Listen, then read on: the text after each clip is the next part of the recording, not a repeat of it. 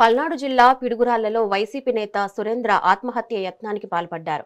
TDP నేతల వేధింపులు తట్టుకోలేక నిద్రమాత్రలు వేసుకున్నట్లు సురేంద్ర భార్య ఆరోపించింది. అయితే సురేంద్ర పరిస్థితి విషమంగా ఉండటంతో ప్రైవేట్ ఆసుపత్రికి తరలించి చికిత్స అందిస్తున్నారు. తమ కుటుంబానికి న్యాయం చేయాలంటూ బాధిత కుటుంబం ఆవేదన వ్యక్తం చేసింది. కూటమి ప్రభుత్వం ఏర్పడిన దగ్గర నుంచి తమ కుటుంబాన్ని వేధిస్తున్నారని వాపోయింది. మా హస్బెండ్ పేరు జడా సురేంద్ర. గత 2 సంవత్సరాల నుంచి టీడీపీ నాయకులు నల్లాటి సుబ్బారావు అనే వ్యక్తి టార్చర్ చేస్తున్నారండి. రెస్టారెంట్ విషయంలో 35 లక్షలు కట్టించుకున్నారు. తనకి సపోర్ట్గా సీఏ వెంకట్రావు అనే సార్ ఉన్నారు. డబ్బులు కట్టించుకున్నప్పటికీ ఇప్పటికి కూడా నిన్నటికి కూడా స్టేషన్కి పిలిచి కారణం లేకుండా అన్యాయంగా కూర్చోబెడుతున్నారండి. మా హస్బెండ్ ఎవరికీ అన్యాయం చేయలేదు. మేము న్యాయంగానే చేసాం 5 సంవత్సరాలు కూడా. అయినా కానీ మా హెల్త్ బాగోపోవడానికి కారణం కూడా వాళ్ళే సార్.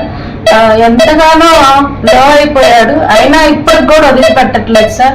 నిన్న కూడా స్టేషన్ 12ంటికి పిలిచి తనే వెళ్ళి మాట్లాడతామని చెప్పి పిలిచారు. తనే వెళ్ళిపోయాడు. మరి మేము రాము, మేము కట్టమని ఏనాడు చెప్పలేదు. 35 లక్షలు కట్టించుకున్నారు. ఇప్పుడు కూడా రాత్రి కూడా సెలైన్ పెట్టించుకొని ఇంటికి వచ్చారు సార్. తను ఇంకా నైట్ అంతా నిద్రపోకుండా ఆలోచించుకొని డిప్రెషన్లోకి వెళ్ళిపోయి స్లీపింగ్ టాబ్లెట్స్ తీసుకున్నారు. మేము మార్నింగ్ నేను లేపుతుంటే లెగవట్లేదు.